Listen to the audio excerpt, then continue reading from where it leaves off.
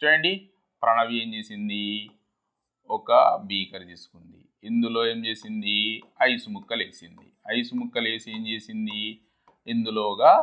థర్మామీటర్ని place చేసింది, దీంతో ఇట్లా కాంటాక్ట్ అయ్యేటట్టుగా, అంటే దాని యొక్క టెంపరేచర్ని ఇండికేట్ చేసేటట్టుగా.